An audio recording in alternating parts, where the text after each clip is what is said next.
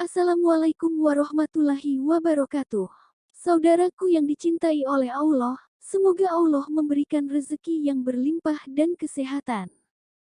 Mari kita sebarkan kajian ini agar mendapatkan pahala jariah yang akan menolong kita di hari akhir nanti. Dengan like, komen, share dan subscribe, semoga Allah membalas kebaikanmu. Amin. Sahabatku yang dicintai Allah, bagi sebagian warga Pati, Jawa Tengah, nama Syekh Jangkung tidak bisa dilepaskan dengan cerita mengenai kesaktian Syekh Jangkung atau juga dikenal sebagai Saridin yang begitu melegenda. Menurut Babat Pati, Saridin adalah anak angkat Ki Ageng Kingiran yang ditemukan di pinggir sungai. Lalu oleh Ki Ageng Kingiran bayi tersebut diambil dan diberi nama Saridin. Selama ini Ki Ageng Kingiran memang mendambakan anak lelaki meski telah memiliki putri yang bernama Sumiem. Setelah dewasa Sumiem diperistrikan oleh seorang laki-laki bernama Branjung, sedangkan Saridin dikawinkan dengan gadis bernama Sumirah. Dalam satu versi dikisahkan jika Saridin muda pernah berguru ke Sunan Kalijaga sehingga dia ini memiliki ilmu kesaktian yang cukup lumayan. Seiring perjalanan waktu Ki Ageng Kingiran orang tua angkat Saridin yang sudah tua berpesan, jika dia meninggal, maka pohon durian miliknya akan diwariskan kepada Saridin dan Branjung suami dari Sumiem. Ki Ageng Kingiran berpesan jika siang durian tersebut merupakan bagiannya Branjung sedang kalau malam bagiannya Saridin. Bila ada yang jatuh siang menjadi rejeki Branjung sedangkan kalau jatuh malam hari maka rejekinya Saridin. Ternyata durian tadi kalau siang tidak ada yang jatuh. Sedangkan kalau malam banyak yang jatuh. Branjung mulai merasa iri hatinya dan timbul dalam pikirannya ingin menyamar menjadi harimau untuk menakut-nakuti Saridin. Setelah merubah dirinya menjadi harimau maka segera memanjat pohon durian. Saridin tahu kalau ada harimau di pohon durian segera ditombak kena dan mati.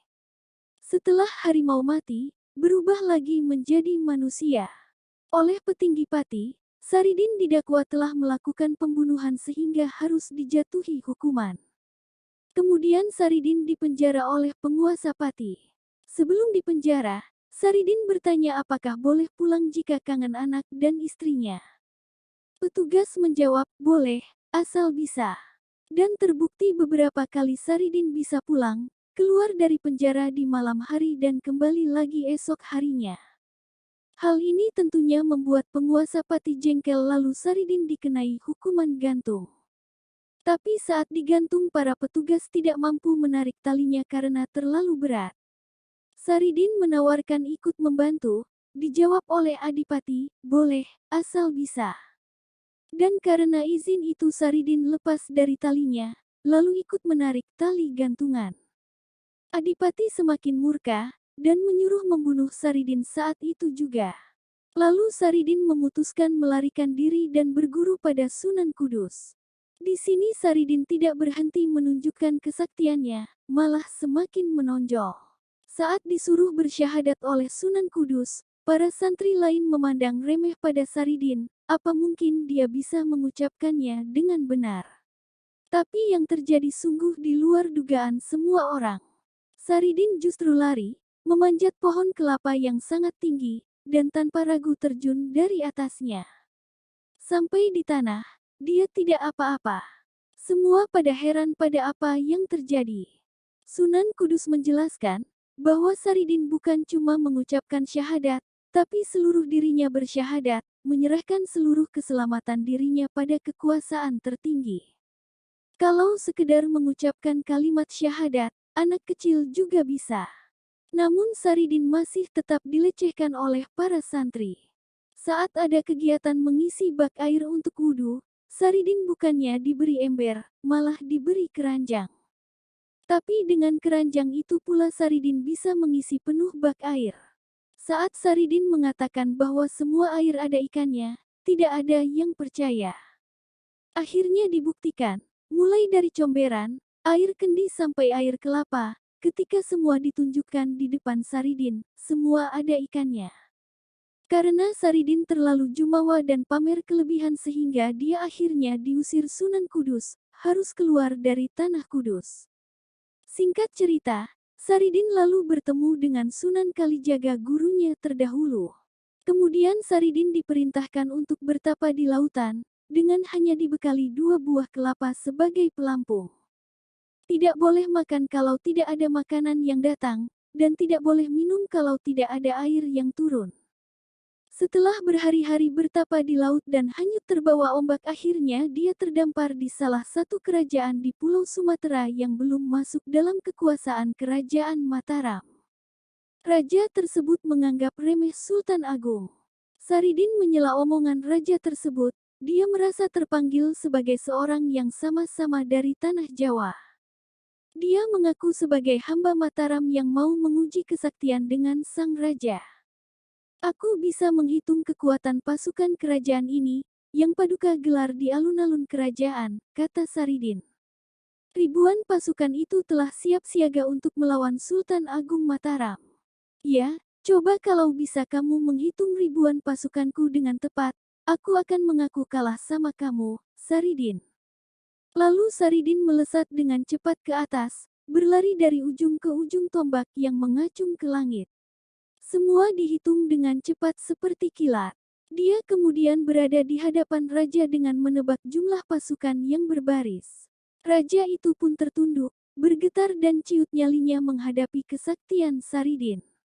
Seketika itu raja takluk di hadapan Saridin, namun dia tidak menerima sembah bakti. Saridin menyarankan untuk tunduk kepada Sultan Agung saja, sebab Saridin adalah salah satu hamba dari Mataram. Dengan demikian raja tersebut tunduk takluk kepada Sultan Agung tanpa perlawanan sama sekali. Selain sakti mandraguna, Saridin juga dikenal sebagai ahli berdakwah agama Islam.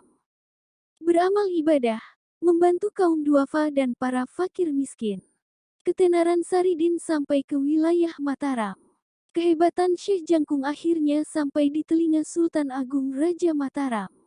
Sultan Agung sedang bingung karena warga di Alas Roban mengadu karena saat ini banyak warga yang menderita karena Ki Jati, penguasa Alas Roban sangat kejam dan banyak membunuh warga yang akan membuka ladang di daerah itu.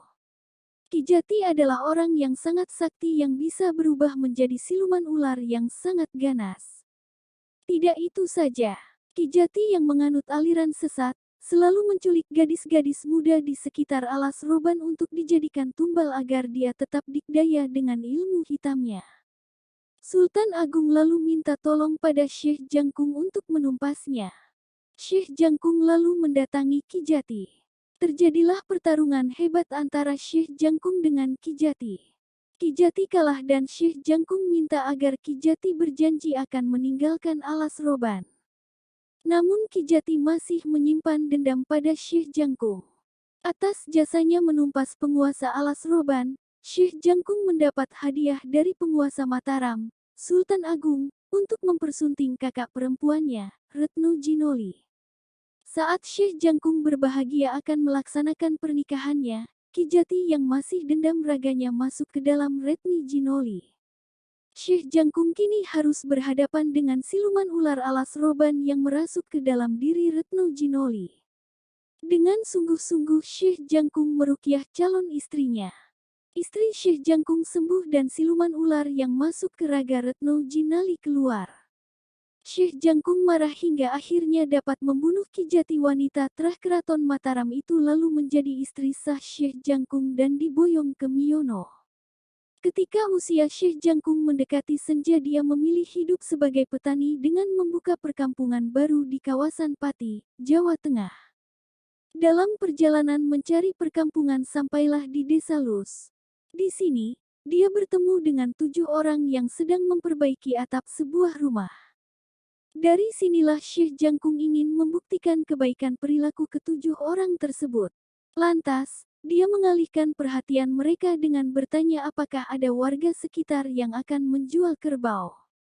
Maksud Syekh jika ada maka dia ingin membeli 2 ekor dengan alasan untuk keperluan membajak sawah. Ke-7 orang melihat pakaian Syekh Jangkung yang compang-camping tidak mengindahkan pertanyaan tersebut. Malah menghinanya dengan jawabannya yang menyakitkan. Mereka mengatakan di desanya tidak akan ada orang menjual kerbau padanya. Namun, Bila mau dia akan diberi kerbau yang sudah mati. Di luar perkiraan ketujuh orang itu, Syekh Jangkung menerima tawaran mereka. Lalu berangkatlah mereka bersama menuju tempat kerbau mati. Syekh Jangkung lantas menatap seonggok kerbau yang sudah tidak bergerak itu. Badannya sangat besar dengan tanduk yang sudah melengkung. Melihat kerbau itu, Syekh Jangkung lantas salat dan meminta kepada Allah agar kerbau itu dihidupkan kembali. Sekarang bangunlah, ujar Syekh Jangkung sambil mengelus-elus tanduk kerbau itu. Aneh bin ajaib, tiba-tiba kerbau itu mengibaskan ekornya menandakan dia hidup kembali. Tahu kejadian ajaib itu serta-merta ketujuh orang yang semula meremehkan diri Syekh Jangkung langsung bersujud untuk menyampaikan permintaan maafnya. Sejak itu Syekh Jangkung membuka perkampungan di tempat ketujuh orang tersebut, yang lantas dikenal dengan nama Desa Landoh, Kecamatan Kayen, Pati. Sebelum meninggal dunia, Syekh Jangkung berpesan agar kelak kerbau itu disembelih dan dibagikan kepada seluruh penduduk. Tapi, ketika dia meninggal dunia, kerbau itu menghilang dan baru muncul pada hari ke-40. Oleh anaknya, kerbau itu disembelih dan dibagikan kepada penduduk Landoh. Sementara itu, kulitnya lulang disimpan dengan rapi. Suatu ketika ada seorang pedagang yang kehilangan sabuk pengikat barang dagangan. Dia mengadu kepada Tirtokusumo, anak Syekh Jangkung yang akhirnya memberikan tulang kerbau peninggalan ayahnya. Namun, di pinggir kampung sapi yang mengenakan tulang kerbau itu mengamuk. Tak seorang pun yang berhasil membunuhnya. Anehnya, sapi itu tiba-tiba menjadi kebal terhadap senjata. Ketika sapi itu kelelahan, Tirokusumo mengambil tulang kerbau itu. Dan, sapi itu pun dengan mudah bisa dibunuh dengan tombak. Dari kejadian tersebut, akhirnya masyarakat yakin jika tulang kerbau Landoh adalah jimat sakti untuk kekebalan. Tirtokusumo kemudian membagikan lulang-lulang itu dalam ukuran kecil kepada penduduk desa Landoh, termasuk Sultan Agung.